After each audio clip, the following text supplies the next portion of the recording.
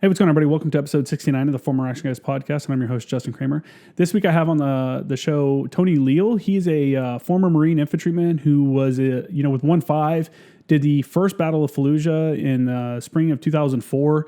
This is before the big assault that most people know about in November of 2004. After that deployment, came back to the States and went back to Iraq with 1-5 into Ramadi. So we talk about those two different deployments, kind of the differences in them, his interactions with the local populace and stuff like that.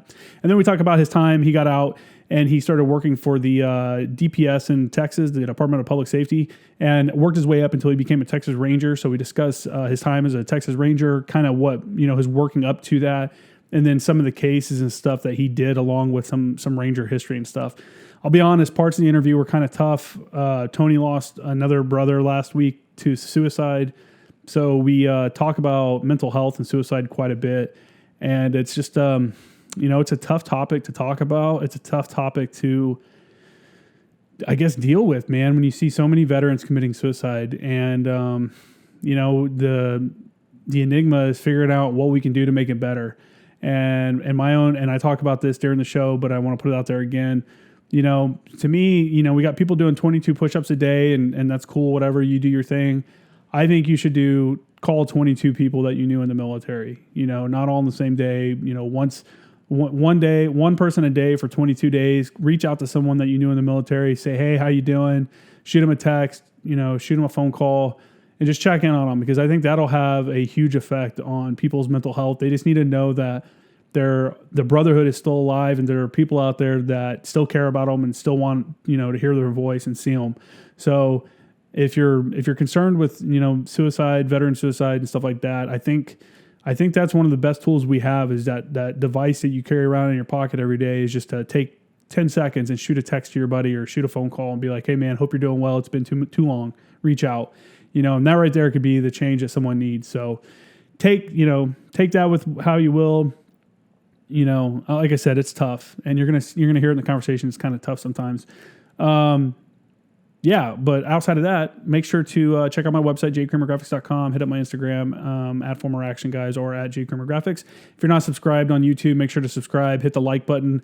Hit the notification button too, so that you're notified when we put out new content. I tried to go live with this one today, but I was having issues with my broadcast software, so we didn't get to do this one live. But I am going to try to do some more live, because I think, like before I said, it's an interesting dynamic. So that'll be live on YouTube only, and then the audio versions will come out on all the other platforms the day after or something like that. So make sure you are subscribing and turning on your notifications on YouTube. If you're on Apple Podcasts or one of the other podcasting platforms, make sure to leave a review. Got almost 85-star reviews right now on Apple Podcasts. I appreciate everyone that has put kind words out there and let people know that the show's legitimate and that you're getting something out of it. Outside of that, enjoy the episode. All right, let's start over, man. Well, welcome to the podcast, Tony Leal. I got you on here today, former Marine Infantryman and retired Texas Ranger. Appreciate you joining me. Appreciate Tracy Offit for making the introduction and getting the word out there. You guys worked together back in the day.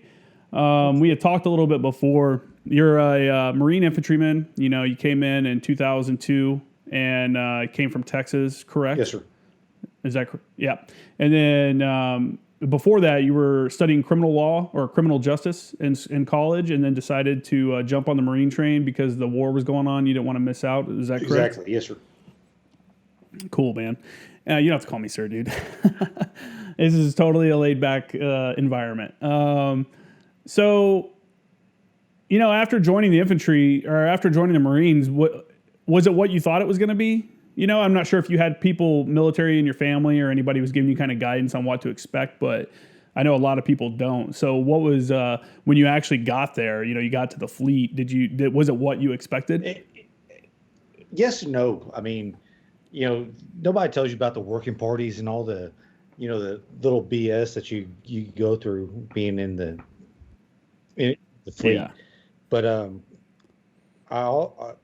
the other hand, like some of the best leaders, the best men that I've ever met were there with me in 1-5, now for Company 1-5. I can't speak highly enough of the chain of command that I had, the leadership that I had.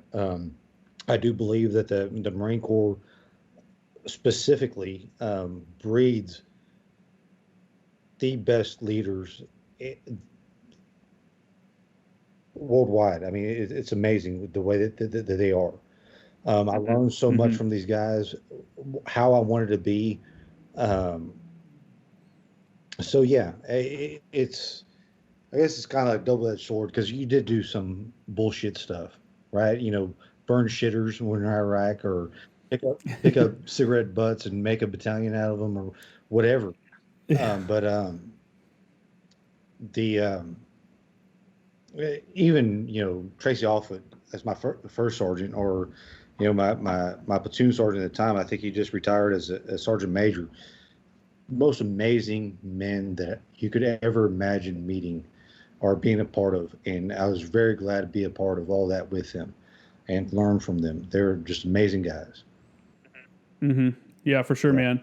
I talked to guys. I was talking to my old neighbor. He was saying, I was telling him like how the military camaraderie is so high, and it was one of the best jobs I ever had, or it was the best job I ever had. Being a JTAC in the Marine Corps, like, I mean, I can't imagine asking for something much better than that. You know what I'm saying? And he was like, if it's so great, then why does everybody leave? And I'm like, yeah, okay, I get your point. I was like, people people leave because of the circus, not the clowns. You know what I'm saying? Or whatever the saying is there.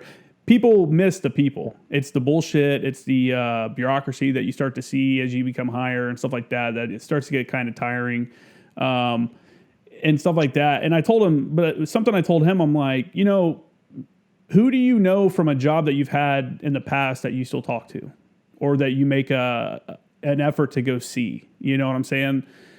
You don't get that in a regular job, and it's because of that. Like you were saying, all the bullshit kind of stuff you have to do. It's that shared misery.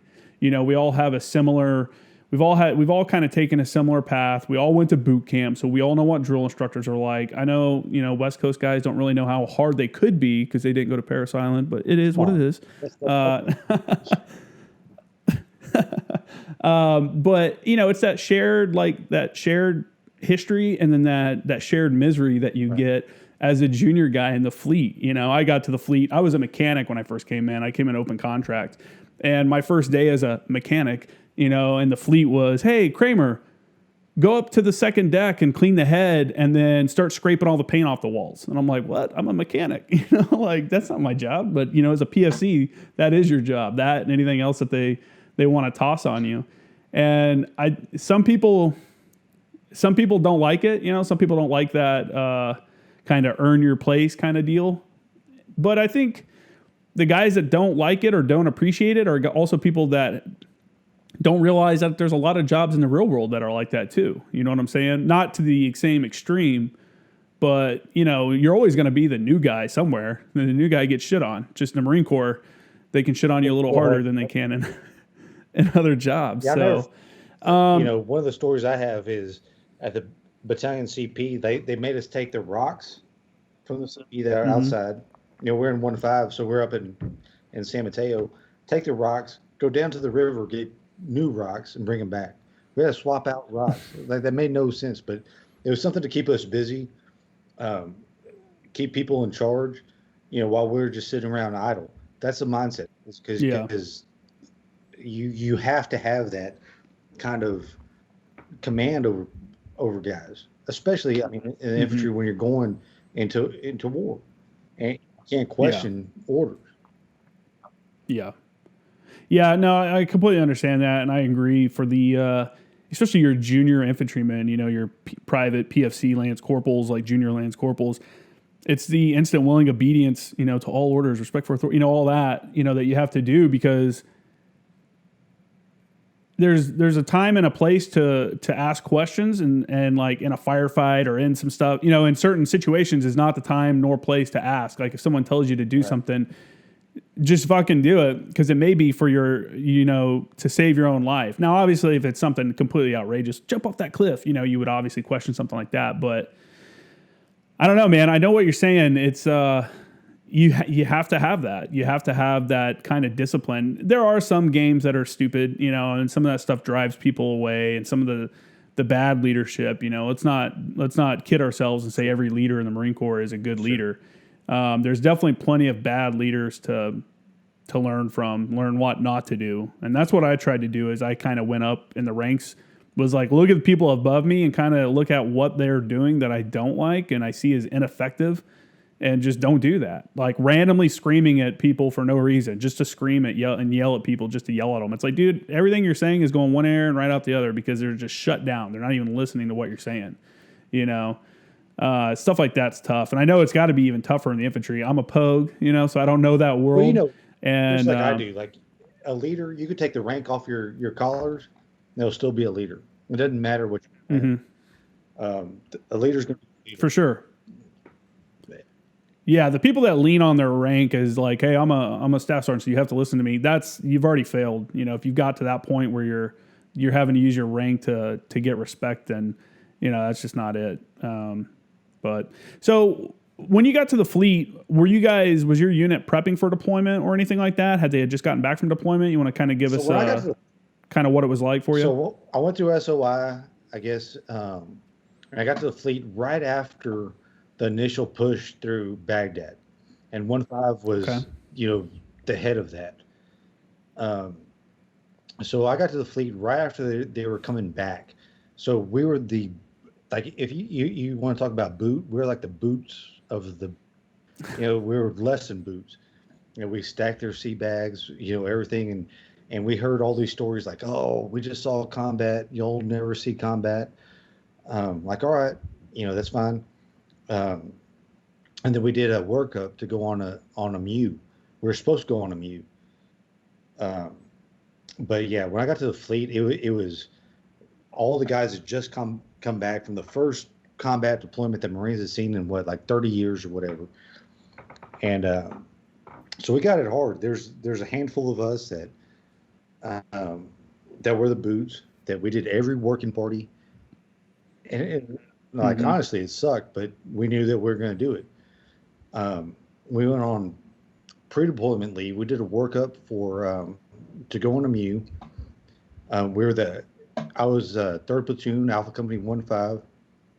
So we were the MSPF platoon for recon, and we did a lot of training. What's MSPF? Maritime Special Purpose Force. Okay. And so we did that workup with them, and we were supposed to be, you know, on the ship with recon in case they get deployed somewhere.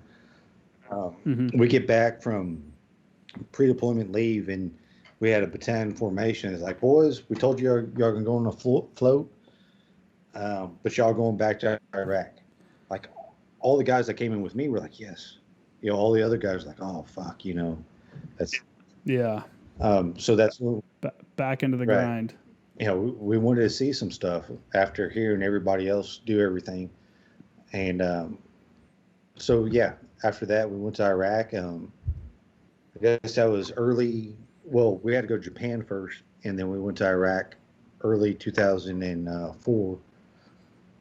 And did you go to Iraq with the 31st MEU? Is that why you went to Japan first? Well, we were supposed to go on the 31st MEU, but we got detached and going under, I think, 5th RCT or RTC.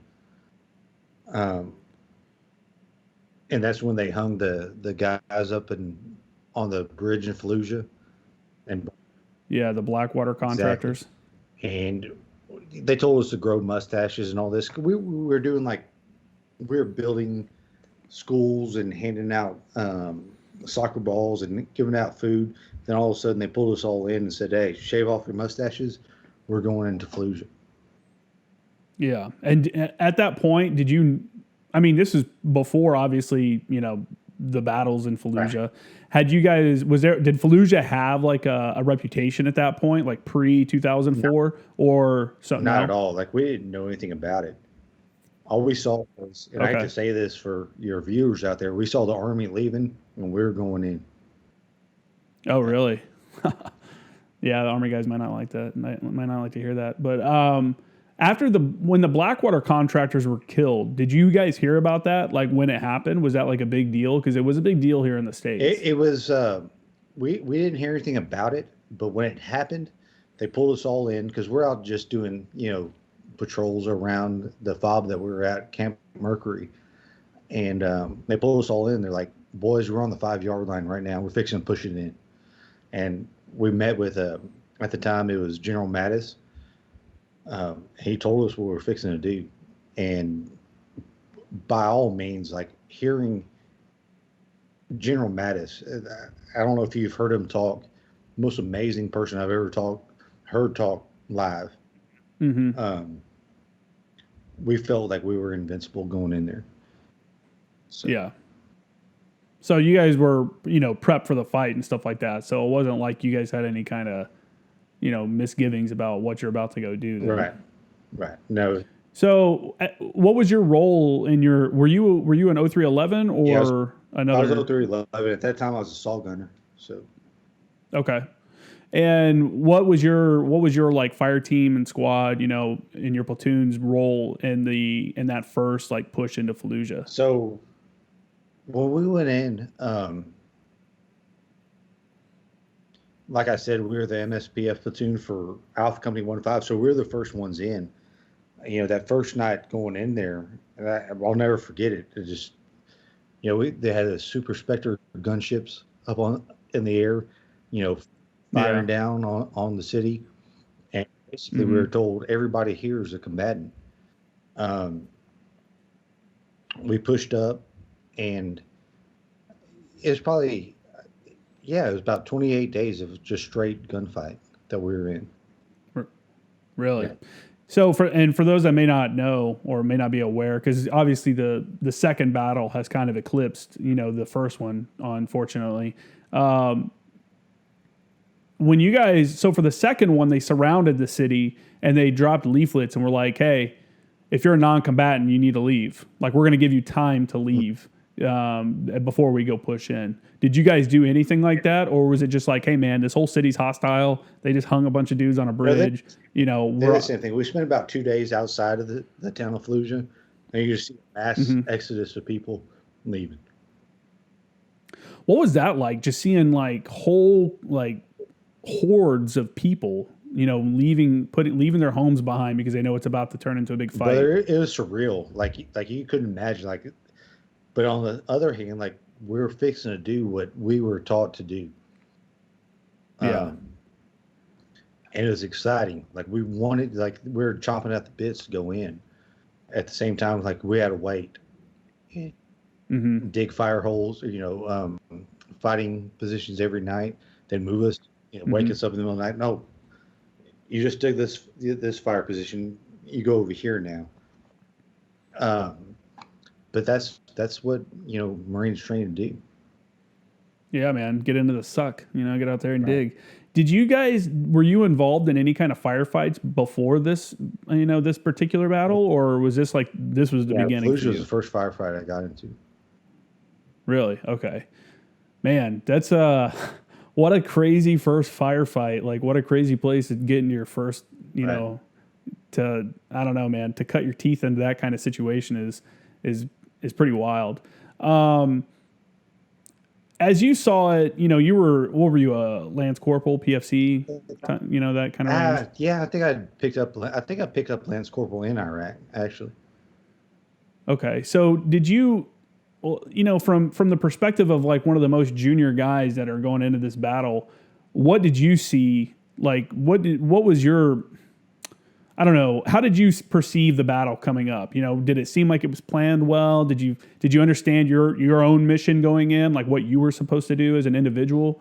Can you give us some details about that? Well, I mean, war in itself is just controlled chaos.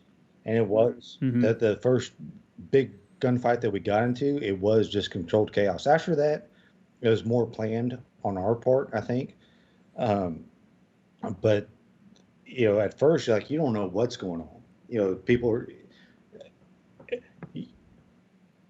it was hard. It was hard, like, because, you're getting shot at, you're shooting back at people. And the way that I like to describe it is, you ever play that, that arcade game, like with a deer coming out? Oh, yeah. Big buck hunter, whatever it is. And that's what it was like until you saw your first Marine shot. And then it really struck home to how serious it is.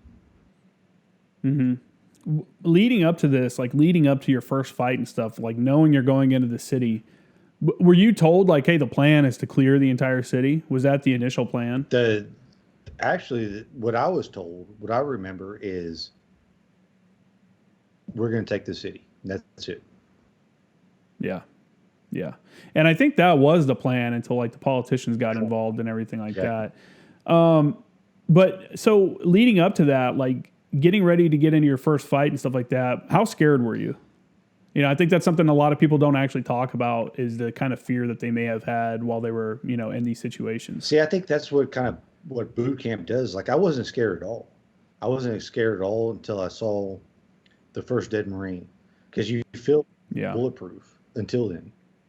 I don't remember being scared at all. I remember wanting to be in the fight and being excited to be in the fight until then. Yeah. Yeah. Did you guys lose anyone from, I mean, I'm not sure what the casualty figures were for the first battle. Did you guys lose anyone from your platoon or your, like, I know the battalion did, obviously. No, we did. We lost the first big firefight we were in. We lost, it was a 0351 that was attached to our platoon, you know, assault. And we assaulted a mosque that we were receiving fire from. And way back, he got hit in the head by the sniper, and that was the first Marine that I saw that actually died. So, yeah, that's tough, man. It was. That's tough. I bet that was like a kind of a, I don't know how you want to describe it, like an awakening almost for a lot of guys. You like you said, you know, up to this point, no one had been injured or killed, right? So like you felt like you're like, hey, what could happen to me? Yeah, and then when that happens, I could see how it brings your, you know, suddenly you realize how mortal you actually are, and it all becomes like a real thing. What was, you know, and that initial push in, what was like the initial kind of like engagements you were getting in? What were the enemy engaging you guys with? Well, it's kind of comical the way that they would, looking back at it now, you know, 20 years later or however long we are now, but they don't have the skills that we have. You know, you'd have guys that would just pop out with an AK and shoot all around you. And you're like, and they would stop and look to see if they hit you. And then it was ridiculous the way that their tactics were. And, you know, we're trying to practice our tactics that we've learned throughout the deal, throughout training and whatnot. But it was, we didn't experience anything that we couldn't handle. Not saying that some of them got lucky every now and then. You know, a bunch of people that I knew that they got hurt and got injured, but I guess like looking at it is like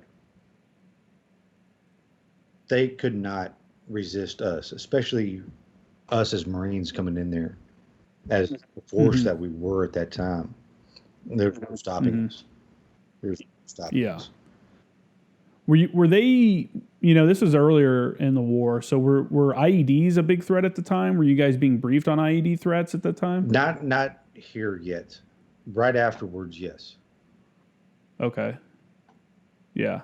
So most of your engagements were small arms, you know, RPKs, AKs, stuff like that. Yeah. Okay. And, you know, there were obviously multiple battalions that were involved in that battle. Did you work with any of the other units that were involved? Or, that was way over me. You know, I was. Yeah. At that time, I was a saw gunner. That's all I did. You were, hey, point that way, and you know, yeah, I get it, man. Yeah, that's so. For those that don't know, though, so what happened here in 2004 was the contractors got hung on the bridge. What was it like seeing that bridge? You know what? I don't even remember seeing it. I don't think we really saw it. We were just told that that's what happened, and you know what? We were trying to be nice to these people, but they did this to us, so we're going in. Yeah, it's pretty gruesome, man. I mean, I saw the photos of it after it happened and everything like that, and it was just, I don't understand how a human being can do that to another human being. You know what I'm saying? Like, you're talking about killing some dudes and then dragging them through the street behind a truck or whatever vehicle, and then hanging up whatever's left of their mangled, burned bodies on a bridge, man. Like, the normal human beings don't do that, and that's not a culture thing, that's not a like nationality thing, that's just a fucked up thing, you know what I'm saying? Like, that's not something that, I don't know, man. It's just, I just remember seeing the pictures and stuff this was obviously before I came in, but I remember seeing those pictures and stuff come out and just being like, what the hell is going on over there? And a lot of people is reminiscent of like Black Hawk Down and them dragging the pilot through the streets there and stuff like that. And I understand why the offensive took place. And then, so for those that are listening or watching that may not realize, what happened is you guys were actually making a pretty good advancement into the city. Like, you guys were pushing in, and then the bureaucrats and politicians got involved, and they felt like that this should be an Iraqi fight and not one involving Americans. So they ordered, I want to say it was Donald Rumsfeld personally got involved, and they ordered the Marines and everybody to withdraw, and they were going to have the Iraqi army and police go in and supposedly secure the city, which became cover for them to go in and just reinforce the city in preparation for the second Battle of Fallujah. Correct any of that if any of that's wrong. No, for sure. That's whenever I think all the elders of the city kind of said, like, "Oh, wait," and that's when Mattis went and met with him, and that's his famous quote. I come here. I'm not wearing armor or anything like that, but if you fuck with me, I'll level your fucking city. Yeah, he's like, I bring artillery, Yeah. Yeah, man. I mean, so what was it like though? You're in the middle of fighting, like. This is all the bureaucracy and politicians and stuff doing their thing is all happening behind the scenes, and you're out there. You don't see that, you don't hear that. You're just waking up, grabbing some chow, grabbing your weapon, and then carrying on for the fight of the day and stuff like that. What was it like when they came down and told you guys that you're halting in place and then pulling back? Well, that's the thing. I think that's what's special about the Marine Corps. It's not about fighting for a flag or fighting for any other purpose, but you're fighting for that guy left and right of you. And that's what's special, especially about the Marine Corps, is that's what you're taught from day one at boot camp. Wherever they put me, that's fine. But I'm going to fight for the guy left and right for me. That's it. Yeah, for sure. Yeah. But do you remember when they told you guys, like, hey, we're pulling out of the city, like, we're not going to take the city now? Yeah, well, they pulled us out, and we went and took another place and set up a fob there at a chemical factory outside of Fallujah, and did patrols out of there. And I guess it's kind of, it is what it was. It's, you just follow orders and do what you're told. Yeah. When you guys pulled back and you set up that fob, were you guys getting in any kind of engagements there, or was it pretty? Little skirmishes here and there, but nothing like Fallujah. Yeah. Yeah. When you guys pulled back, how long were you at the fob before it was time for your deployment to be over with? We were probably there for a month or so. I don't remember the exact time. But we do patrols out of there and whatnot. Just kind of securing the outside of what we thought was the city at that time. Mm-hmm. So. Yeah. And so when you guys got back, when it was time to come back to the States and stuff like that, this is your first deployment, and this is your first deployment as an infantryman, your first deployment as a Marine. And I imagine you had some kind of preconceived notions going into the deployment of what it would be like and what you thought you might see and stuff like that. On the latter half, on the back end, on your way home, How had your attitude changed? Like those preconceived notions turned out to be false and stuff like that. Like, were you still, I don't know, what kind of explain your mindset, I guess, how it might have changed from before going into the combat zone and then leaving the combat zone. No, I think there's a big difference, especially like coming back as, a combat vet. It makes a big difference, and everybody else, especially like coming back to Camp Pendleton or whatever, looks at you a little bit different way.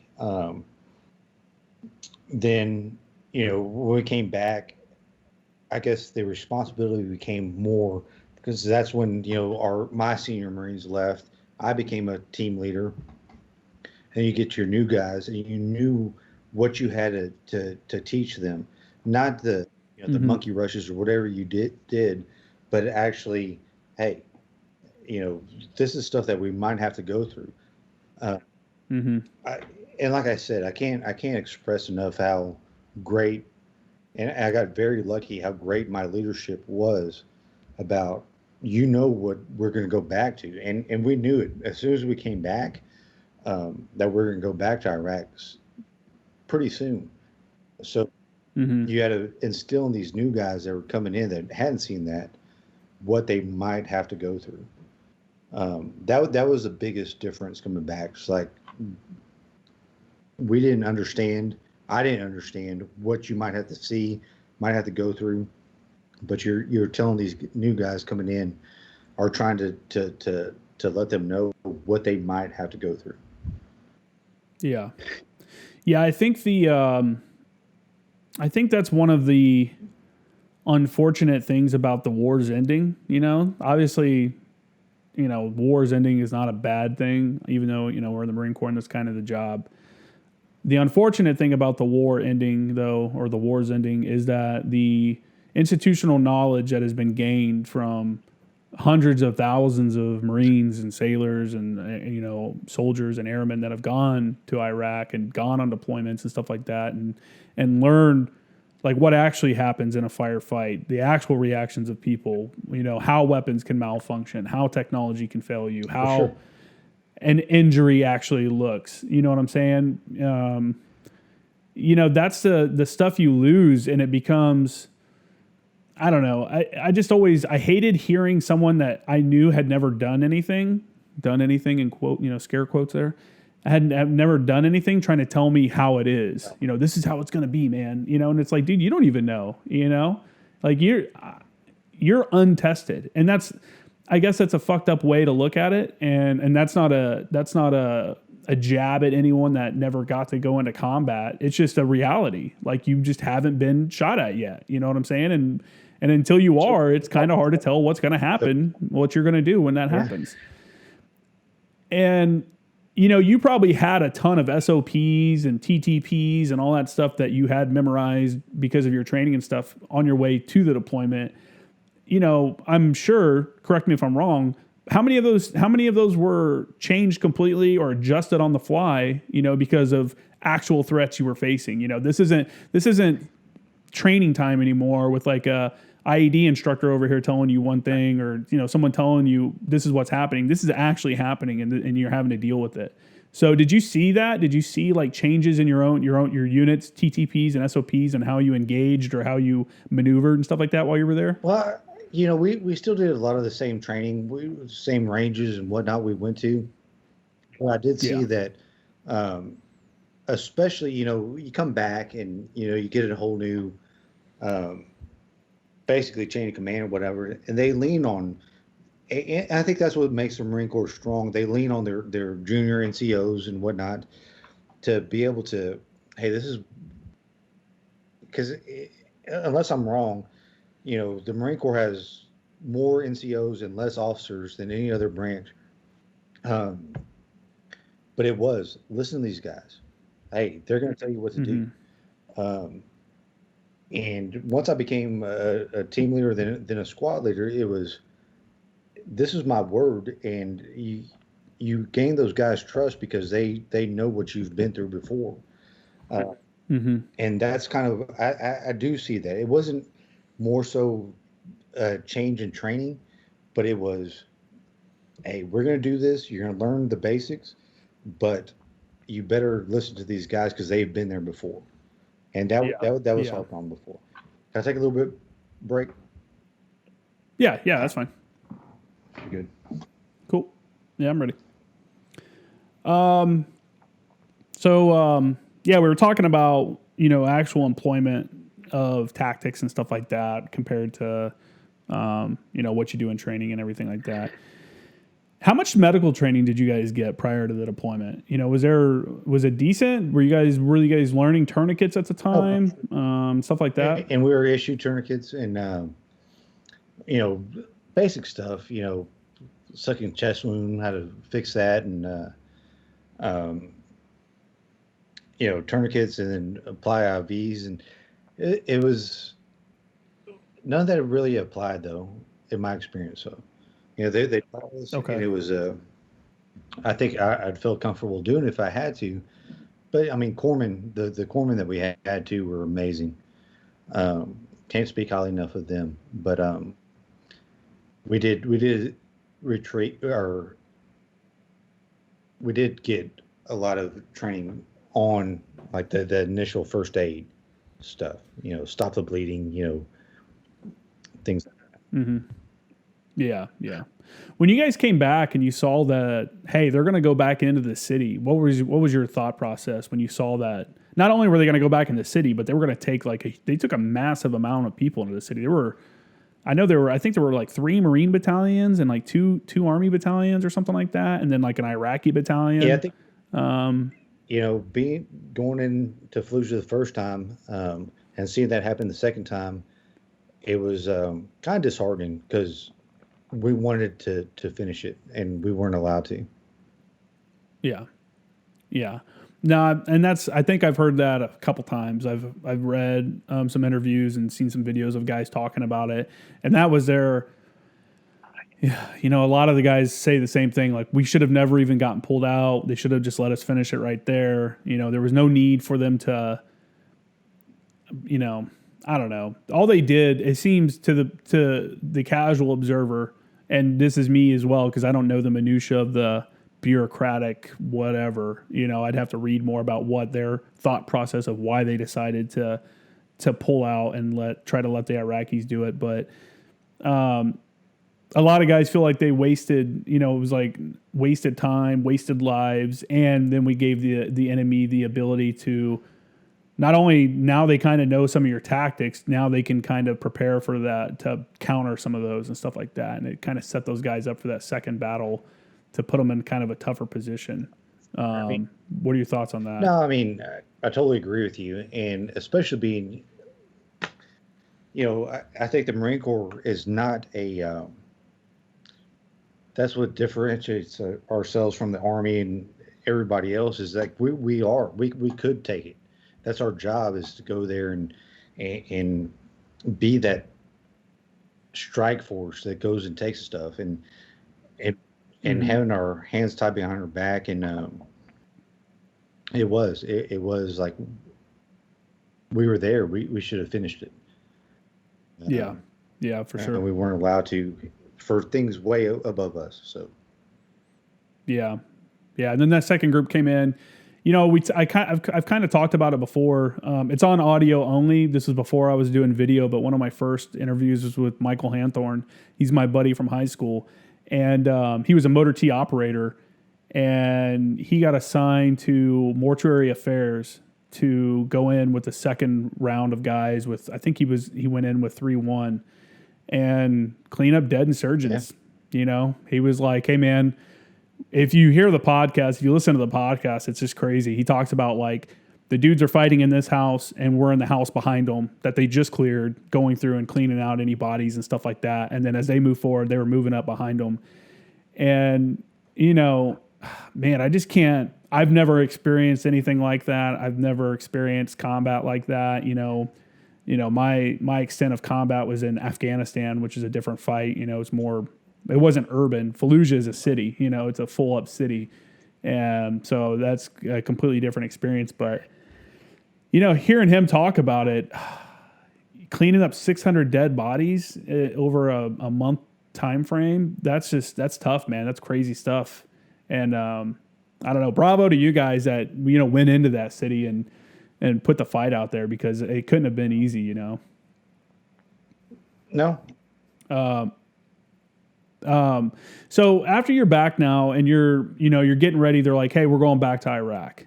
What was your thought process when they told you you're going back? Well, I guess that, going my first deployment, I was, like I said, I was a boot and, saw gunner, and then I got promoted to, I guess, a leadership position. So my mindset was, we're going back. I needed to make sure my guys that I have under me, my biggest deal is they'll come back. Mm-hmm. Whatever the cost, we're going to come back. Mm-hmm. We didn't know where we were going. They told us we're going to Ramadi, which is, I guess, like the second biggest city in Iraq. I don't know, is huge, but at the same time, like, we had different ROEs going in. How so? So, going to Fallujah is all out gunfight. Anybody you see, you open up on them. And Ramadi, it's a still working city. I mean, people were going to the market. We called it, I think it's called a souk. People were walking around and we're amongst them. And we also had the Al Anbar Providential Government Center in our AO, so we had to protect that also, which would get mortared and shot at every single day. But you just couldn't. There was a lot of civilians there that we couldn't engage in. And did you see? We actually lost more guys in Ramadi than we did in Fallujah. Okay. Yeah, it's different when you're working among a civilian populace, because one, you got to look out for the welfare of them, because killing civilians only creates more enemies. Like, if someone killed my dad, I'd be like, fuck that dude and all his friends. I mean, I get it. But at the same time, now looking at, that was in, 15 years later, you get a different perspective. I live in New Braunfels, Texas, little town here. Just imagine if you had a foreign military come invade our city. We would do the same thing that they were doing there. Mm-hmm. So, yeah.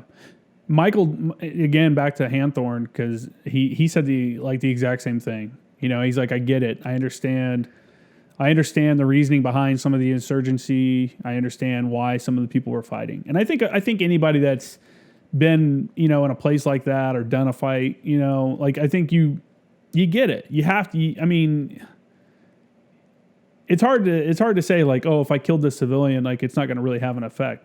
Of course it's going to have an effect. It's going to have a horrible effect. And then that only amplifies your foreign fighters that are coming in. Now you're just giving people that can help work with those guys and just adding to the enemy count, and stuff like that. It's a hard thing to, I don't know, I guess it's a hard thing to kind of wrap your head around when you're there, probably. As a 19-year-old Lance Corporal holding a saw, it's probably a difficult thing to be like, we're protecting who? Like, the guys that didn't stop them from hanging the bodies up on the bridge? Like, who are we protecting? Kind of deal. I don't know, man. It's a tough call, but to Ramadi, though, people that I've talked to that were in Fallujah or in Ramadi at the time that Fallujah was going on were talking about how when they dropped the leaflets and stuff, we're like, hey, we're coming into the city, leave if you're a non-combatant. If not, we're going to kill you, kind of deal. A lot of the actual combatants left as well, and a lot of those guys went to Ramadi, and that became like the new base of operations for, a lot of the enemy forces there. How would you describe Ramadi in 2000? This is 2005, correct? Yes, sir. It was a whole.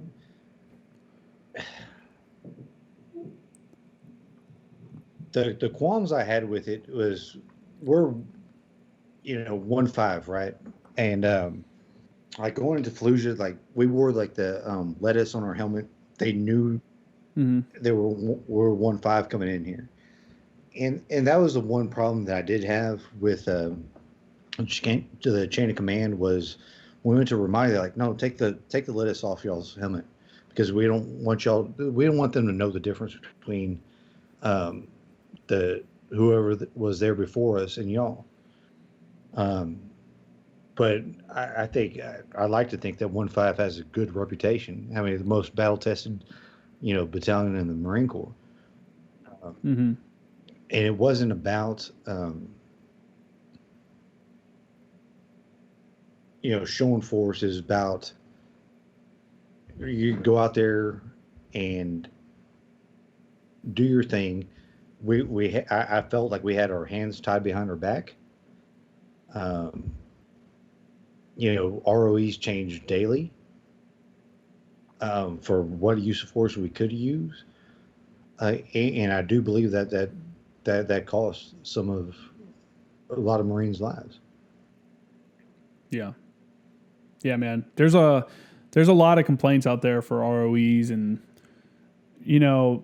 the rules of engagement, for those that don't know what we're talking about, and they do fluctuate, and every AO is different. Every area of operations is different. And sometimes commanders take the ROEs and then expand on them on their own, like your battalion level commander. An example I have of this is when I was in Afghanistan in 2013 as an Afghan National Army advisor, a JTAC for the team.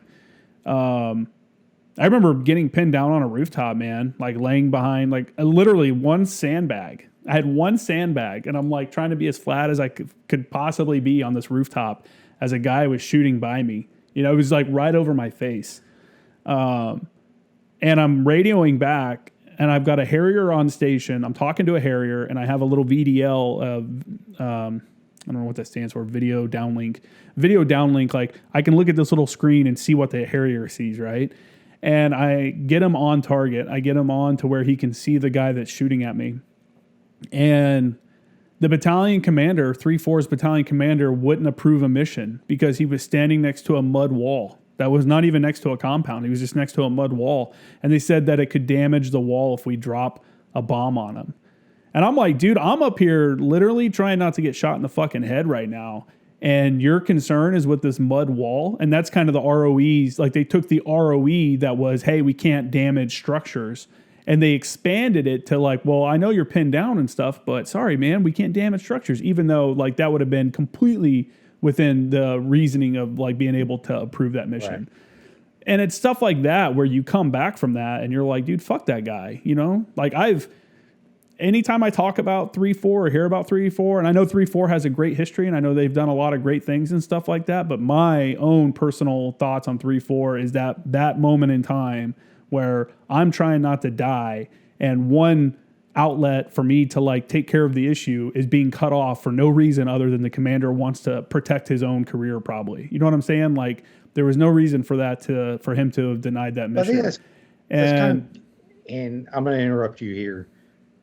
No, go ahead. Besides that, I can't. Yeah, you have those higher ups that make those stupid calls, but I love the United States Marine Corps. There's nothing more proud that I've ever done than being a United States Marine, and what you learn and what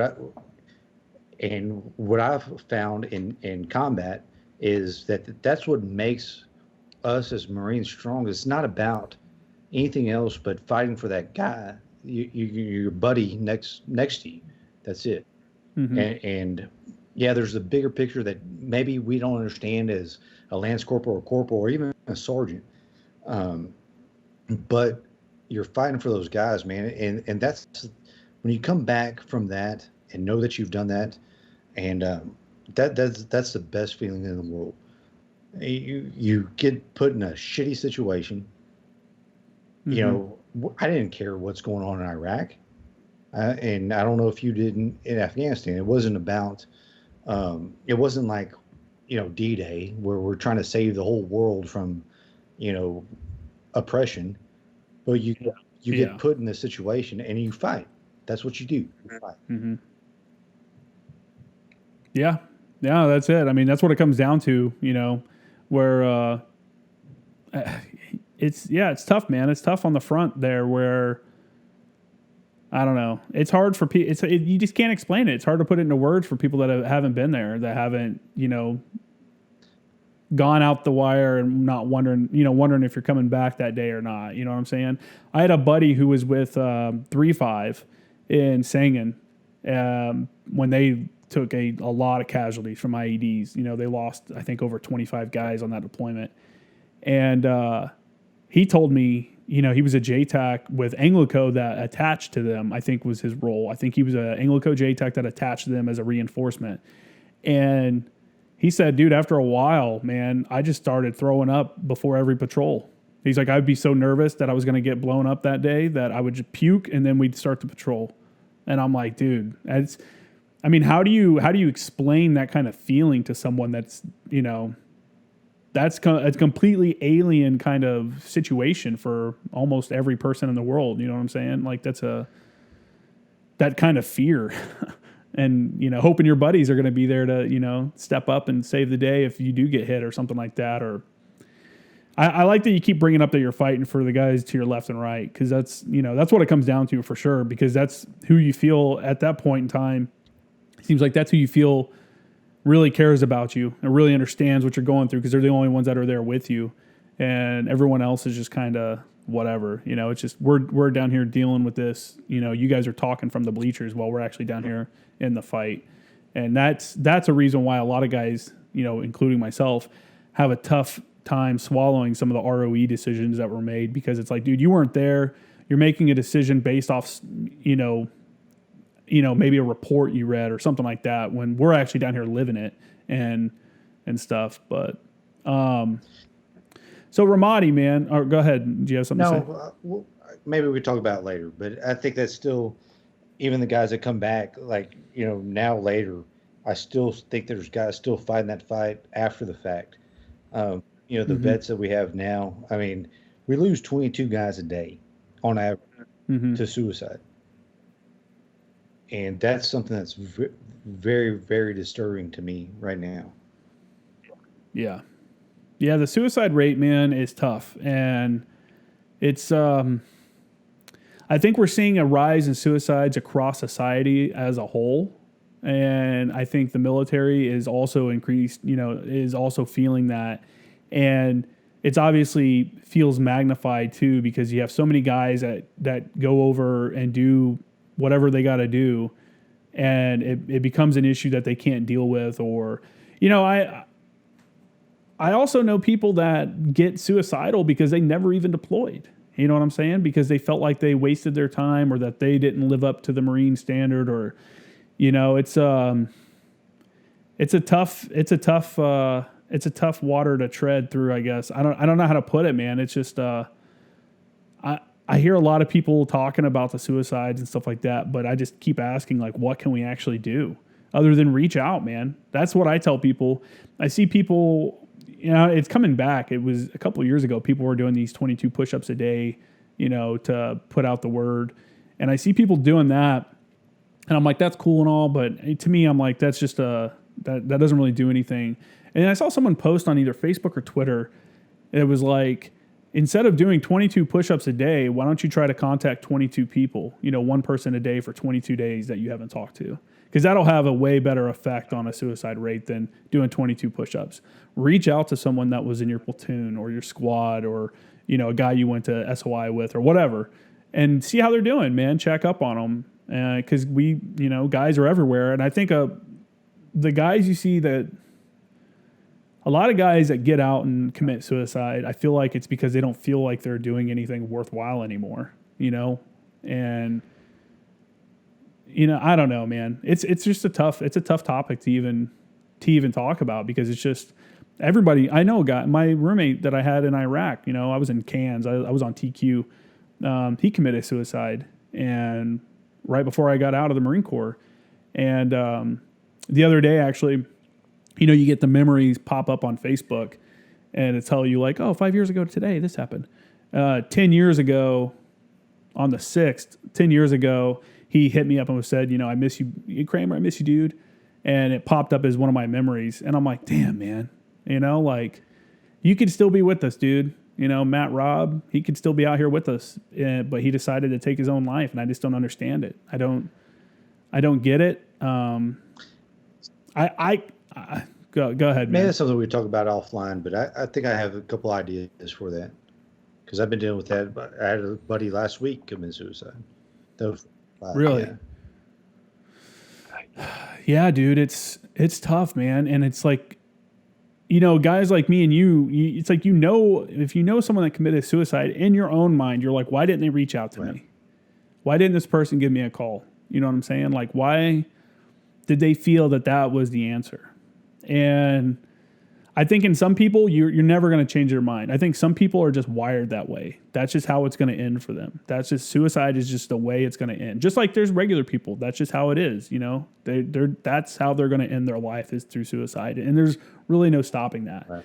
But there is also a large, I think, group of people where they just need to be acknowledged, that someone is thinking about them and, cares for them. And I think also guys have problems because they get out of the military and it's tough to find a job that's as fulfilling as the military, because you go into it, you learn the job, you become good at it, you get promoted, people rely on you, you're part of a team, like you understand what you're doing, you understand your role. Right. And then you leave the military and it's a shitty world out there, where no one cares. No one, like we talked about at the beginning, how many civilian jobs do people like try to keep in touch with their workers that they, used to work with 5 years ago? That's just not how it is. And I think guys leave the military and never get that same kind of camaraderie and stuff like that. And the fulfillment of their lives, I don't think is, where they think it should be or something. It's just, I don't know, man. It's tough. It is tough. And I'm sorry that you lost someone, even a week ago at all, but just a week ago, that's tough for sure. So moving on from suicides though, it's tough, man. And people out there, everyone listening to this that's a veteran knows what we're talking about. And I guarantee almost all of them know somebody that's committed suicide, even if they weren't friends with them. There was a kid on my ship that committed suicide on our way home from the MEU. He hung himself on the ship. And it's just like, I didn't know him. We lived in the same berthing area, but it's still like, it affects you. You're like, holy shit, like what made you get to that point? Especially when we were on our way home from the deployment. Sure. So I don't know, but just to not dwell on that the whole time, back to Ramadi. When you guys were there, were you ever in vehicles, or was it all like foot mounted patrols and stuff like that? It was both. We did a lot of vehicle mounted patrols, and then we did a lot of foot patrols. We'd split up at platoon level, actually, and we'd have one squad in vehicles and the other squad, kind of, I guess, skirting them. Because that's when IEDs really started happening. Like we got, when I was in Ramadi, we got hit with IEDs probably like once a day. So, damn. It was. What kind of IEDs were you dealing with? Well, it was a lot of 155 rounds. We had, not my platoon, but another platoon out of the Alpha Company. 5 guys got killed in one instance. There's 4, if I remember correctly, and I hope guys don't get mad at me for misinterpreting it, but they basically parked on top of 4 155 rounds, just disintegrated their Humvee that they were in. We lost 5 guys at one time. And then IEDs are tough, man, because it's like you can't even fight back. Right. You're not fighting someone, you're just waiting to get blown up, and that's the worst. And they knew our routes. Back and forth we're at Hurricane Point, which was Saddam's old palace there in Ramadi, and going back and forth to the government center. And we knew we were going to get blown up going back and forth from there. It's just when it would happen, that's it. And you said you guys were still in Humvees at that time, right? Were they up armored at all, or were they still? Or was this like the beginning up armor where it was like a really thin armor? Yeah, it was thin armor. I don't think we had the best. I think towards the end they gave us, I forget the name of that big truck where. Oh, the MRAP? Yeah, but that was like the Cougar and Buffalo. Yeah, and that stuff? was ridiculous because the low power lines and everything like that. We couldn't drive through the city in it. Yeah, that was an issue for guys in Afghanistan too, having to pay attention. If you were a radio operator and you had your antenna like a 10-foot whip up, you had to pay attention because there's so many exposed power lines and stuff. You could accidentally electrocute yourself. Right. Yeah. How were your interactions with Iraqis? Did you, on these foot patrols and stuff like that, did you ever like have an opportunity to interact with them? Or no, for sure. Anything and like then that? Also at the government center there in Ramadi, they were hiring Iraqis to come work the police force there. And and some of them were amazing. Some of them wanted to help. I'll tell you a story really quick. There was a guy that, and I'm not a very religious person, but he wanted a Bible, but he wanted anybody else to know that we were giving it to him. There's a family that we went to the house several times, and they welcomed us in, liked what we were doing. There's a guy that came to the government center there, bringing us, Cokes and whatnot. But also, he ended up getting killed because he was bringing us food and whatnot. Yeah, you've seen his helping the Americans. Right. Yeah, that's crazy though that someone asked for a Bible. Yeah, no, that was surprising to me, and he didn't want anybody else to know about it. But me and the guy that I was sitting post with, we brought him a Bible, and he wanted to know all about it. So that's pretty wild. Yeah, that's I haven't heard anything like that before. I knew my platoon sergeant or my staff NCOIC on my advisor team was a Christian Iraqi. His family fled Iraq, I think, in the 90s or something like that. Suleiman was his name. It was funny because when we were deploying, obviously Middle Easterners look at his name and are like, Suleiman, like, this guy. And we were in one of the bigger bases, kind of like Al-Assad, but in Afghanistan. It was Leatherneck, Camp Leatherneck, kind of the same kind of vibe though. And we were eating chow at the chow hall. We were on our way in, we were on our way into Sangin, and we had these Jordanian soldiers sitting next to us, and they were all just talking amongst themselves. They weren't with us or anything, but they were speaking in Arabic the whole time. And I think they were starting to talk shit about us. And he speaks Arabic because he's Iraqi. Right. And he just kind of lets them talk on and stuff like that. And then as we're getting ready to leave, he like looks over at them and says some shit to them in Iraq or in Arabic, and it just throws them completely off. But yeah, I don't know why I brought that up, but that was pretty funny. Just having the ability to have someone on your team that's actually Middle Eastern and speaks Arabic, is just a different kind of vibe. It brings a different vibe when you're having a conversation with these Middle Eastern people, and they're like, "Oh, Suleiman, like, are you one of us?" kind of deal, I did see more. I mean, in Ramadi than especially Fallujah. I mean, that the people there are oppressed by their. Mm-hmm. I did see that so much more. Yeah. Well, in what ways? Just it seems like that's a conduit that they use. We're the bad guys. We have Pepsi Cola and Britney Spears, and they're living in squalor basically. But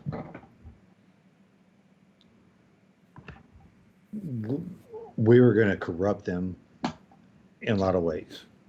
If they listen to us. Yeah. That's the thing, is they don't want any kind of like American influence on the local populace. Especially the hardcore extremist. that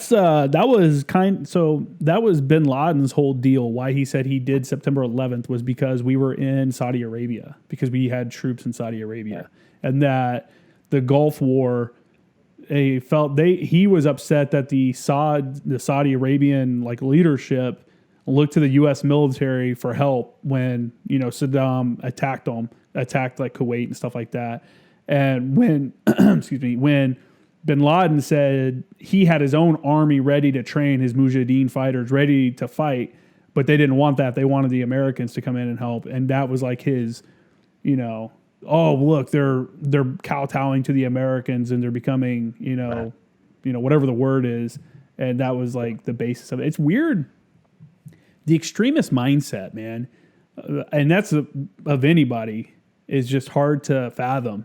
Where you're like, if there's any kind of influence from this element that I disagree with, if it comes in at all, that's, I'll kill you for it. Like, what? Like, that doesn't even make sense, And I think it was more apparent in Ramadi, too, because that's where the Euphrates and the Tigris River come together.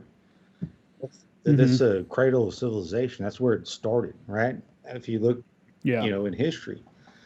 And, but the people are so,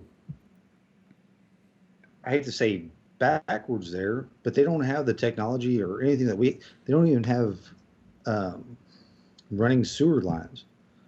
I'm saying, but to them it's like, well, we can't advance, and they're oppressed by this, oligarchy of religion that they have. Yeah, I mean, believe you want to believe, but you can't. But they use that as a way to control their people. Yeah, 100%. And especially, I keep going and contrasting your stories with like Afghanistan, but it's the madrasas along the Afghan-Pakistan border there where they send these kids to go learn, these religious schools. The big issue, and I don't know what the literacy rate in Iraq is, but I know in Afghanistan the literacy rate is super low. So everyone depends on the local like imam or the guy running the mosque to tell them what's happening. Like read the Quran to them and explain what it means to them.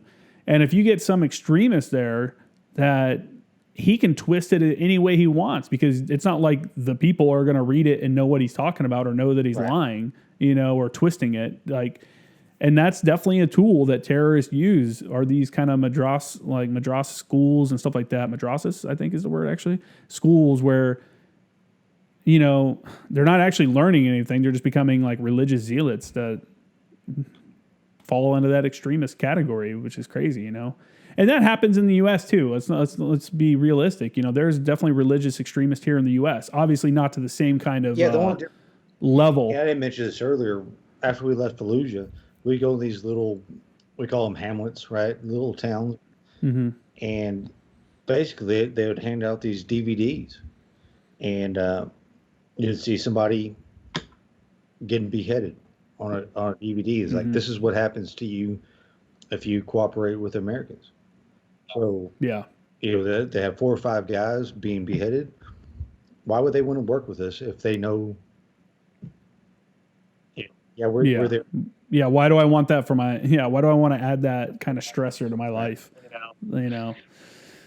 Yeah, man, it's a crazy world. It's hard to explain. Again, like I've said before, it's hard to explain to people that have never been to a third world country or a country overseas, like a Middle Eastern country where religion is like so extreme. I've been to Saudi Arabia, and you see how some people act, just like, it's just a weird feeling. It's a weird vibe, while you're there, and you can definitely feel you can't say whatever you want. Like there's not freedom like we see here in the U.S., where I may disagree with what you're saying, but you're still allowed to say it, and over there, no, we're going to chop your fucking tongue off, or, chop your head off because you want to say some shit that we don't agree with. It's crazy, man. So back to Ramadi though, you interacting with people and stuff. Did you ever get to sit down and have a meal with like Iraqis or anything? Yeah, we like did. That? I mean, I was kind of a small part of it, and of course, the officers kind of take charge of it. But they were very, very humble, very welcoming. You go in somebody's house, they're gonna feed you. We did eat meals with Mm-hmm. people where it's just like all spread out, and I mean, I was kind of hesitant to eat the meals because I saw where their meat came from and stuff, with flies, hovering all over it, and the same roads Yeah. that were filled with shit. But yeah, Yeah, it's crazy walking through the market and seeing like the meat hanging up in the windows, yeah, like the chickens are being slaughtered and hung up, and it's like 100 degrees outside. You got raw meat hanging yeah, up. and that's what got me is the flies flying all over the meat, and then you have Mm-hmm. you know shit flowing through the street at the same time. So I was like, I'm not going to eat that. I'll stick to my MRE. We were actually we always look forward to eating with the Afghans. Same kind of deal. Like the food comes from a similar place, same deal. But we were just so underfed and starving out there that their food was amazing. We would eat rice with them, and then they would mix some kind of meat into it. I saw a small spinal cord one time. I'm not really sure what it came from, in the meat or in the rice and meat, but I think it was mostly beef and chicken. But there was and some goat probably. But the food was good. I mean, what I experienced was really good. The bread was good. They made an amazing French fries, which is crazy. But it was always. It's funny. I did all of my advisor training, and they always tell you I'm left-handed.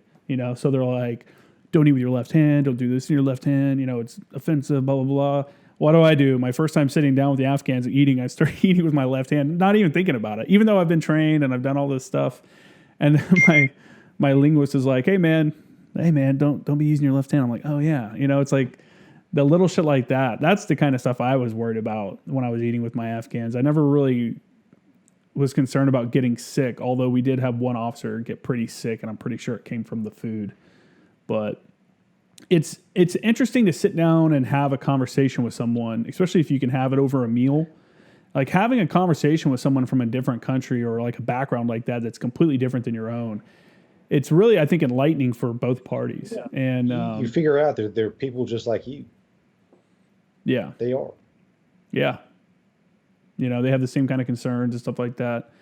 I spent many hours sitting on pillows watching Pakistani soap operas with my Afghan counterparts and discussing how things we're seeing on TV would play out in the U.S., or how they would play out in some of the places in Afghanistan where some of these guys were from.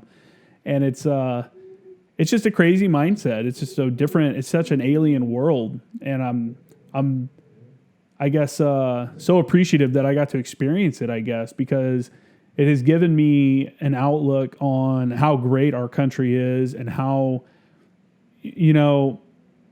there's a lot of issues that we have here, and there's a lot of things that we could do better.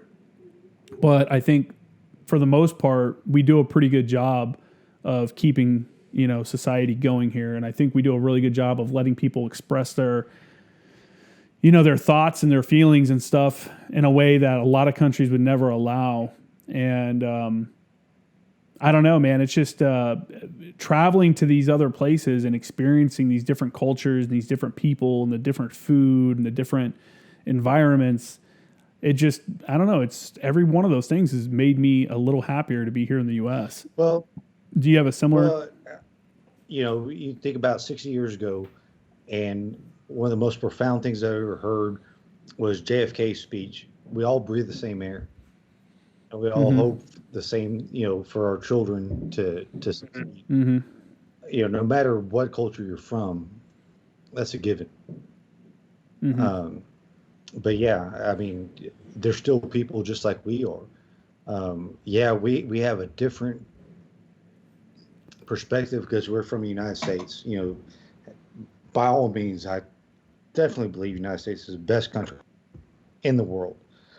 We have a lot of our own problems, but I think we have it. We don't oppress people the way that other cultures do. You have the freedom of religion. You have the freedom to speak. Everything here, which kind of kicks us in the ass a lot of times, but Mm-hmm. but it's amazing that we're so lucky being here. in this Yeah. country that I think it's so taken for granted what we have here that many people Yeah. don't have. For sure, man. And so my take on that is, or my whole thought process is, people try to come to the U.S. as refugees and as people just trying to come to the U.S. whatever, because they see the American dream or whatever. They see how they think they can become successful in the U.S. This country's full of freedom and stuff like that. And my take on it is that these freedoms and these abilities for people to, live a free life where they can say what they want without being, beaten or killed, is because we have a rule of law, right? And that's the rule of law is what allows people to come here and express themselves and not get killed because of it. And it really kills me a little bit on the inside when I see people try to migrate to the U.S. and then try to bring in the same kind of rule of law or lack thereof that they were dealing with in the country they came from. Sure. And that breakdown, it's like the America is only like a place that you want to come to and be here because of the rule of law allows us to flourish as a society, for the most part. There's obviously groups of people that are still, there's, I don't know, if you want to call it oppressed, there's, I don't know. It's a tough thing to say, but I would say overall, most people in the United States have the freedom and the ability to at least attempt the American dream. How many stories do we have of people that have gone from nothing to being like, super rich or super famous or they invented something crazy or they provided something amazing to society. We have so many stories like that because I don't know, our society like lets those people, gives them that opportunity to flourish, whereas in other countries that same thing's not going to happen. And I bring up the rule of law and stuff like that because you obviously decided to leave the Marine Corps, and prior to joining, you said you wanted to become a police officer, growing up and stuff like that. What made you decide to go back to Texas and go into law enforcement there? Well, Texas is a special place. And I don't know if you've been here or not, but there's something only a little bit. Something about Texas that I grew up here. I think people from here, we have a certain pride that's bigger than anything else. So growing up, the only thing I did, I want to be a Texas State Trooper. Wear a cowboy hat, wear shiny boots. So it was right before I got out of the Marine Corps. I actually applied for Texas DPS, the training academy, and I got accepted. So I got out of the Marine Corps in December of 2006 and went straight in January 2007. Went to DPS Academy. Is that Department of Public Safety? Yeah, I'm sorry. Yeah, DPS. Okay. Which is our state police, basically. Okay. So then I started off as a state trooper. Just loved the job. No better job that I've ever had than being a Texas State Trooper. I mean, you work from the house, or you check on at the house, and then go work. And it's so big here. It's so vast that it's whatever you want to do. You go do what you want to do. And I got really big into interdiction, criminal interdiction, drug interdiction, finding big loads of dope. I was stationed in a little town between San Antonio and Houston. Had some great, another time that I got to say that I've just been lucky throughout my whole life, having great leaders and great people teach me how to do things that I should be doing. Being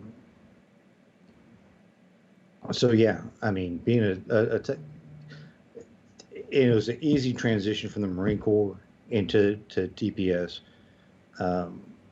Physically, I was in shape, mentally sharp,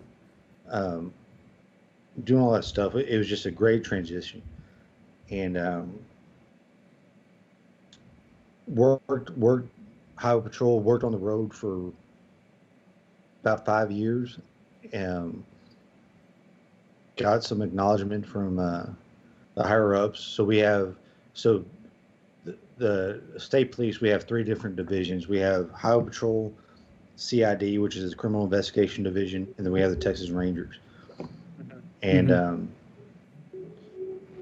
so I got the attention of some guys over in the CID because of the stuff I was doing out on the road, promoting to narcotics, work narcotics out of San Antonio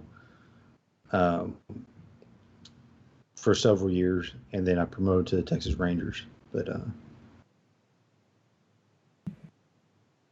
so you say you were promoted to the Texas Rangers. We talked, we kind of talked about this a little bit offline, what you had done, and I read your bio as well. I thought Texas Rangers was its own thing. I didn't know that was like a... So Texas Rangers is a division of Texas DPS. Okay. There's about 140 Rangers in the state, covering 254 counties. So every Ranger has approximately 3 counties to themselves. That's crazy. And counties in Texas are big. We have some counties that are bigger than some states in the United States. Yeah. Yeah. Texas is not known for anything small. But no, what the Rangers do is investigate the major crimes that happen in those counties: sexual assaults, murders, whatnot. We can do anything out of our trucks that a crime lab anywhere else could do. I like to think that we're the best. We get very specialized training in interview and interrogation techniques. So that was kind of my deal. I like to interview people and interrogate them. Yeah. Do you guys work independently, or are you working like to like plus up an agency that may be doing an investigation? So, or are you like the sole investigator and they help you out? So what the Rangers do is we're assisting agency only. Okay. If, let's say, I was stationed in San Marcos, Texas, right? San Marcos PD has a capital murder. They'll ask for my help on that murder. I'll do the interview, but that's still their case, right? I don't credit for anything. So that's okay. That's kind of why you hear about the Rangers, but you don't. Yeah. I didn't realize there was only 140 of them. That's crazy. That's including all our chain of command up to our chief. So that's pretty wild. How long does it normally take for someone to move up into that status of being a Texas Ranger? So to be a Ranger, you have to have at least 8 years in law enforcement. The last 4 years has to be with DPS. And then you have to, the promotional process is, once you reach that criteria, 8 years in law enforcement, at least the last 4 with DPS, you take a written test. And if you get a certain score on the test, you're eligible for the board. And, like I said, there's not many of us. So when a spot opens, about 200 people put in for each spot. They'll take the top 10, and the top 10 off their test score, and then you go to interview board for that. So okay, that's pretty okay. Yeah, man, I didn't realize it was that small. I knew it was a smaller agency or an arm of the agency, but I didn't realize that it was like that small. So for people that may not know, Texas Rangers, right? They were initially stood up to counter the Indians in that area, correct? So, the Native Americans. In 1823, Stephen F. Austin commissioned the first group of Rangers to protect the settlers that were coming from the white settlers that are coming into Texas, which was still then Mexico. Texas wasn't made a state till 1836. But after that, they still kept the Rangers, yes, to fight Indians, fight off Mexican bandits, stuff that were coming in to protect the settlers, the people that were settling Texas at that time. They used to be gunfighters, and yeah, I think it was the late 1800s. That's when they became more of a law enforcement type group. You're going to go hunt fugitives and whatnot after that. Yeah. That's what I always, in my mind, I imagine is like Texas Rangers out hunting fugitives and stuff like that. And like you said, they were gunfighters. And an interesting fact I think many people may not know is that the revolver has a lot of its, it didn't really become popular until the Texas Rangers began using it as a counter to like I think the Comanche Indians in that area. What's that? So the Colt revolver wouldn't exist if it wasn't for the Texas Rangers. Oh, yeah. I said it wouldn't be as popular if it wasn't for the Texas Rangers. They used that to fight the Comanches back in the day. Yeah. It's so, I mean, that on its own is pretty interesting. Are there any like, I don't know how much history you guys do, or keep. I mean, I'm sure you know a lot of history about the Texas Rangers, but are there any like notable Texas Rangers that you want to kind of talk about that can give people a better idea of what the Rangers have done over time? Oh, for sure. I mean, there's a group called the Terry Rangers that actually fought. There was a group of Rangers that fought in the Civil War. And then if you want the most famous Texas Ranger that there is Jack Coffee Hayes, who that's the one that worked with Samuel Colt and fought the Indians out here. I mean, I can't. There's a long list of famous Texas Rangers, myself included. I like to think, but I think anybody that makes it to that level, right? You're all famous now, especially amongst your peers. This is ridiculous, but I got to ask you. There was a recent thing that came out saying that the Texas Rangers name is racist, and that they should change the baseball team's name from the Texas Rangers because it's a racist term. What are your thoughts on that? It's ridiculous. Texas Rangers it's a legacy. You could go anywhere in the world and somebody will recognize the name of Texas Ranger. Yes, there's some history in our past where we fought, Native Americans or Mexicans, and I say Mexicans instead of Hispanics because they were Mexicans, but by no means it's an institution that should never be changed. It's just like the Marine Corps. We raise a flag on Iwo Jima, they'll never not be a Texas Ranger. Yeah.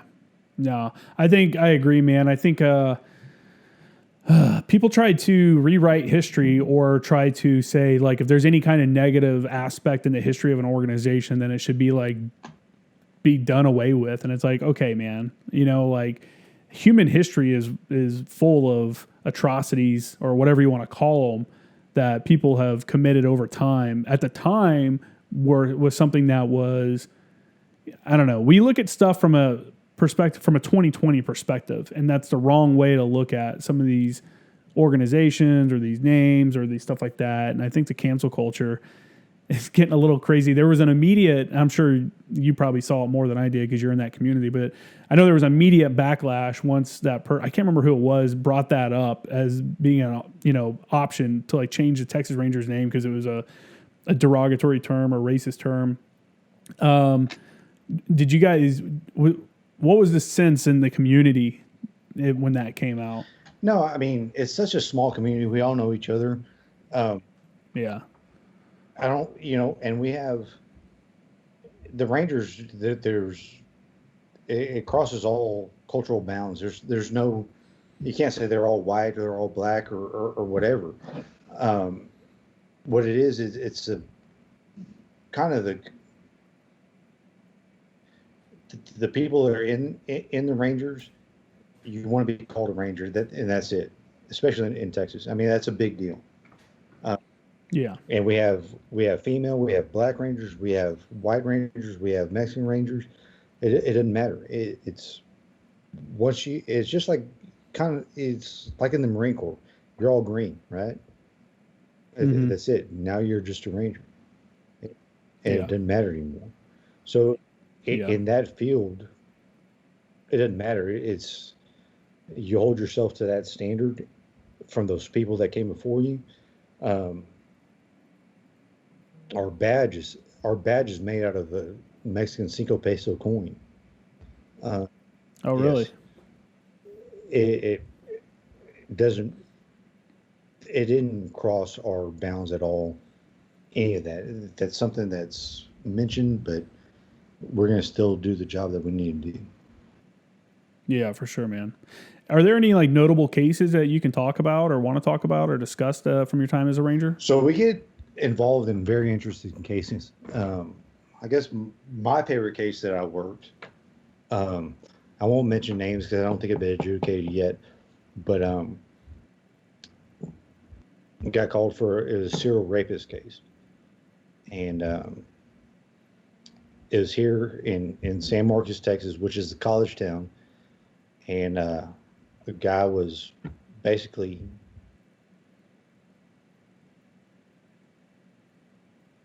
he was a predator going after um, college girls, and I guess to make a story short was we found him, we pulled him in. I interviewed him for about 7 hours, and he confessed to it all. That was my favorite case that I worked. I mean, I could tell you about murder cases all day long, but that was one that I was, I guess, most proud of. How often do you have someone confess, like when you catch them like that? Nah, I've had one person not confess. Really? Wow. See, I thought I would have, in my own mind, I would have thought it would have been the opposite. I've had one case where they didn't confess. Damn, man, that's crazy. Man, uh, that's pretty wild.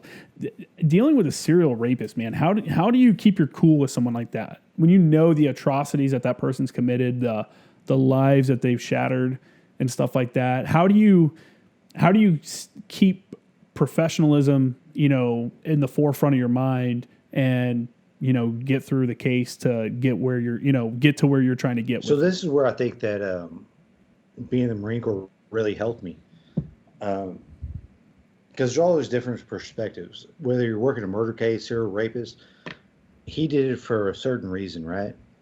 And in his mind, you got to figure out why he's doing that, or murder, why they did that, and and really,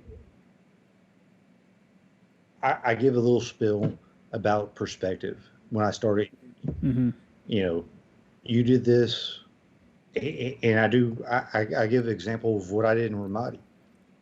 I had to kill a guy in point blank range. It looks like murder, right? It looks horrible. Um, but I did it because what I was looking at, you could look at it another way.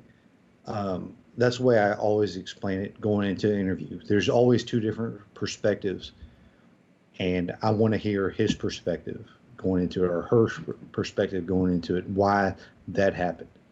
We know that you did it. I'm not going to be interviewing it if I didn't think you did it.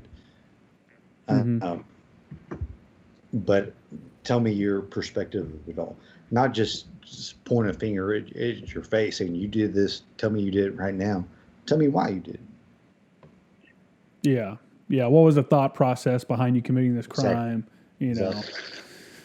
Man, what was the most surprising answer you got to a question like that when someone gave you the reasoning behind a crime? Well, I guess the most surprising thing that I ever found out, and I don't know if you remember it because you're in California. We had the Southern Springs church shooting over here where a guy came out and killed 26 people. Okay. Yeah. This was last year or the year before, right? It was November 5th, 2017. Okay. A guy went to church and killed 26 people here. Yeah. I didn't get to interview him. He killed himself, but interviewing other people, he justified it because that church wasn't supporting his wife. I guess that's the best way I could say it at this point. Right? In what way? She'd been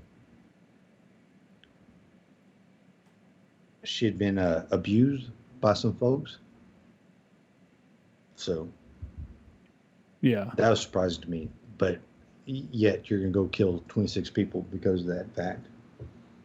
Yeah. Many, probably many that had nothing to do with it or involved at all. Like it's, the mind of a mass killer like that, like I'm sure psychologists love to dig in and talk to them and kind of figure out their thinking process and stuff like that, because it's hard. Like a normal, in quotes, normal person can't ever justify in their own mind doing something like that, or even fathom coming up with that idea. Like, hey, I'm going to get this and this. I'm going to go to a church and go mow down a bunch of people. Like, I don't know, man. That's some wild stuff. And that's all you guys do as Texas Rangers, is all the wild cases.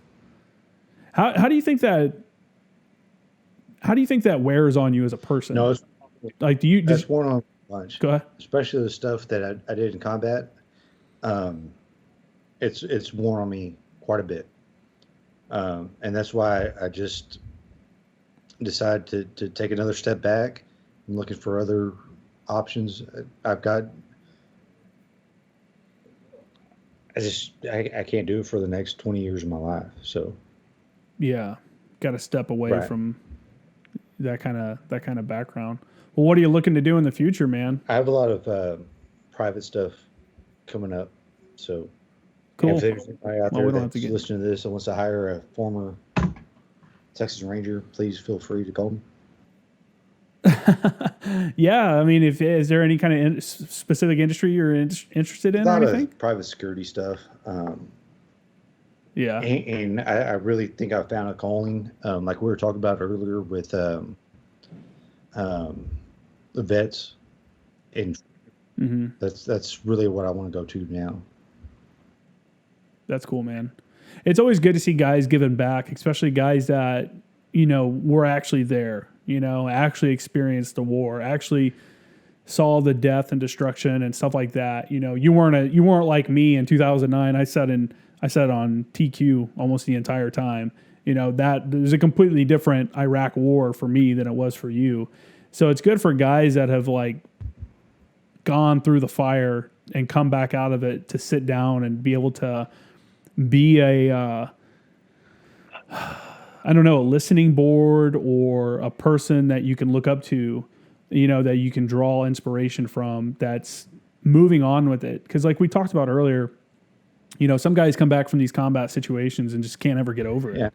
Yeah. It's something that has affected them all so much, and it affects everybody. And that even is the person that goes to the FOB and sits on the FOB the entire time.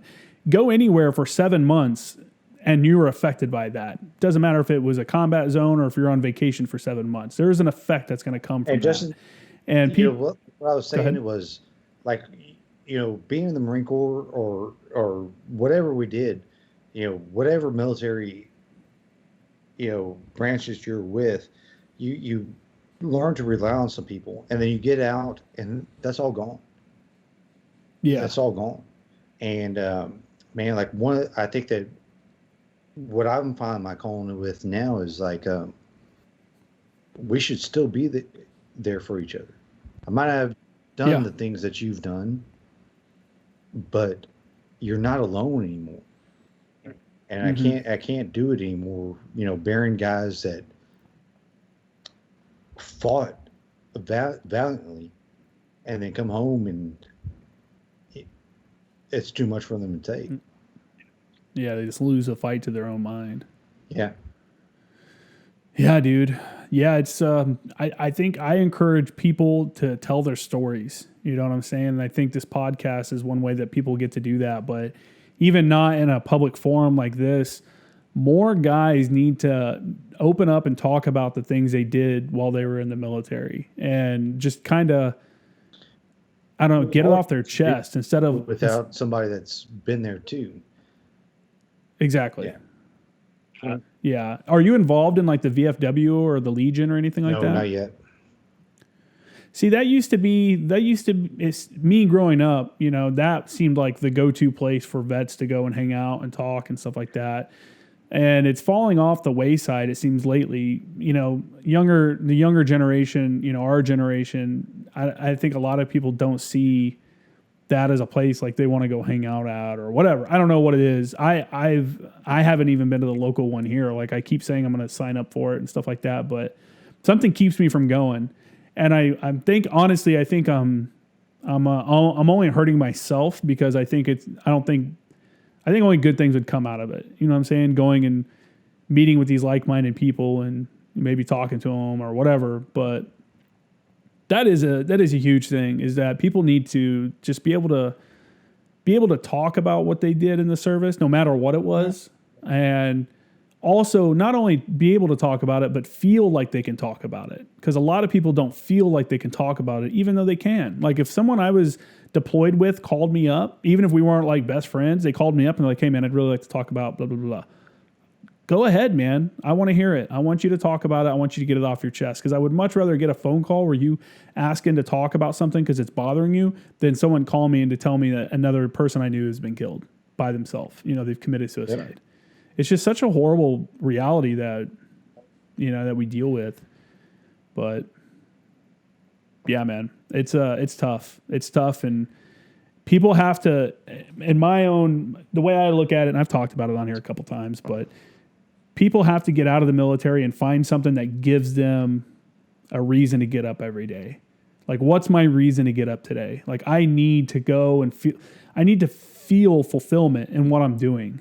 And I think like I said, a lot of guys miss that fulfillment. And like you said, you know, having your buddy there that you can just kind of, and rely on people to talk to and stuff like that. It's hard to rely on civilians. A lot of them are assholes or pieces of shit where, you know, they're not going to answer that phone call, or they're not, you know, I don't know, man. It's tough. And I think it's good. Like if you get into something like that and, you know, if you can only save one life, then that's one more life of, you know, someone that didn't take it. And I don't know what your thoughts on that are, man.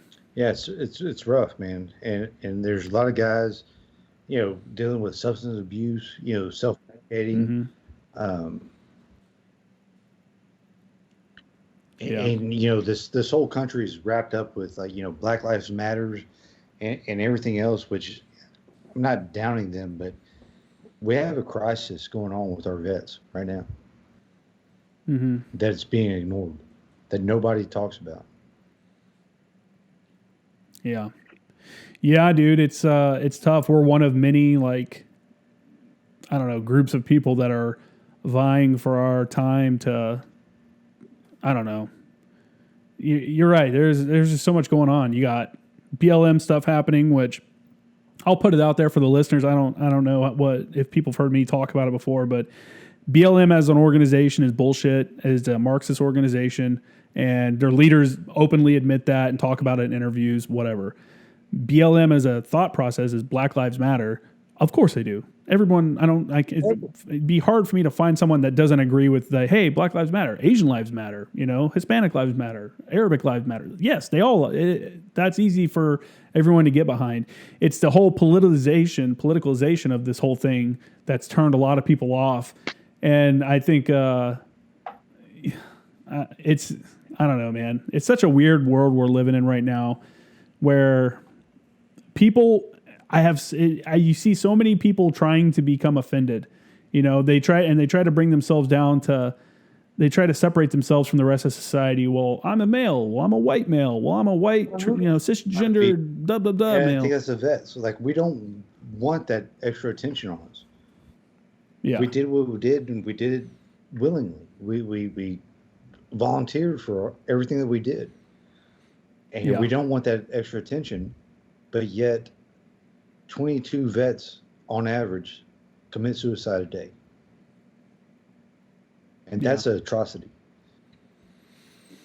It is, man. Especially when you hear about the ones that like commit suicide in VA parking lots because they couldn't get an appointment or something like that. Like that's where you really look at it and go, well, this was definitely an issue within the system because, like I said before, some people are just going to commit suicide. You're not going to stop it. It happens in every walk of life. Every person from every kind of background does it.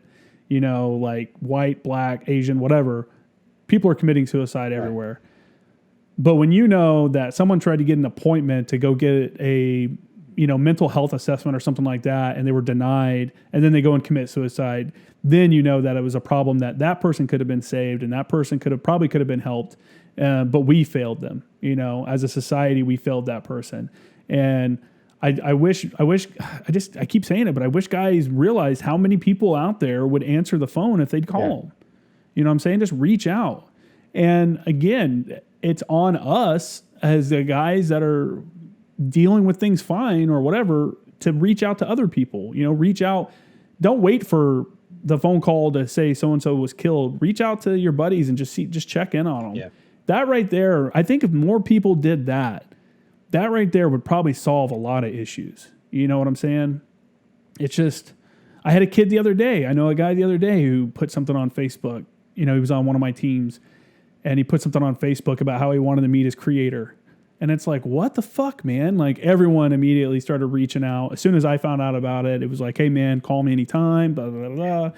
And he was just going through some personal issues, and he that was his cry for help. You know what I'm saying? I don't think necessarily putting a post on Facebook is a good way to go about it, but it was effective because I think he saw that there is a group of people that care about him. And I know many people reached out to him, and I don't know, man. I just wish it didn't come to that,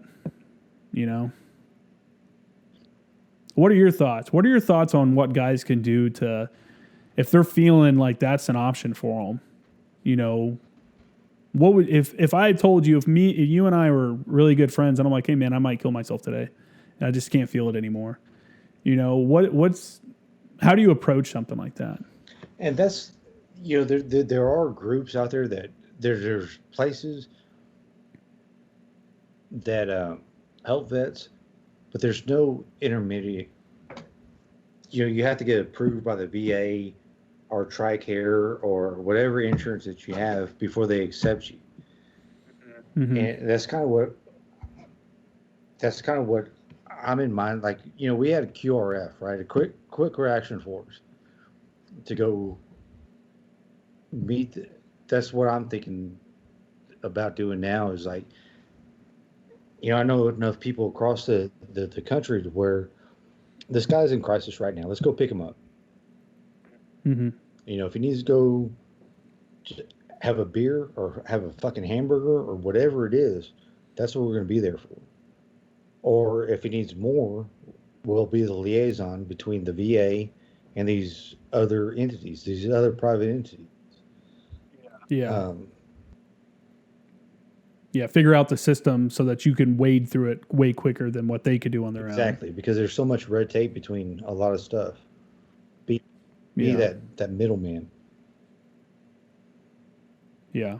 I'm a big proponent of advocating for people to get outdoors.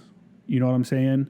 We spend too much time in front of electronics, in front of TVs, in front of phones, on social media. Social media is the worst. Social media has been a detriment to society, but you're not going to change it. It is what it is. It's there. It is what it is. But I think people need to realize that you need a break from that shit every once in a while. And for me personally, go ahead. Like social media, like I don't have Facebook or anything like that. It's all, to me, it's fake. It's a whitewashed version of yourself. Exactly. It's looking for attention without the personal contact. In some cases, I agree with that. I don't disagree.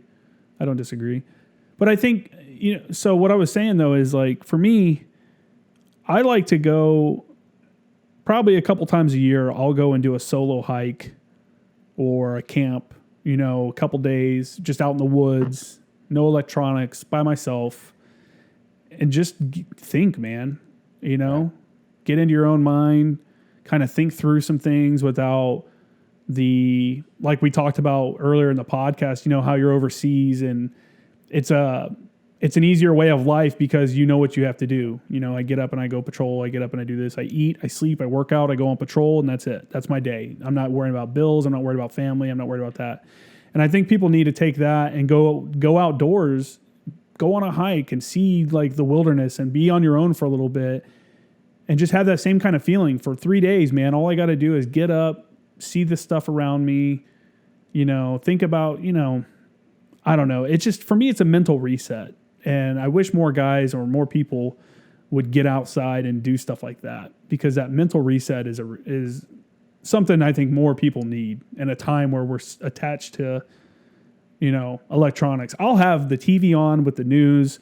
I'll have my laptop in front of me with my email going, and I'll be on my phone, sitting here on my phone while all three things, and that's just too much for somebody, Right. And that's why I feel like I need that reset.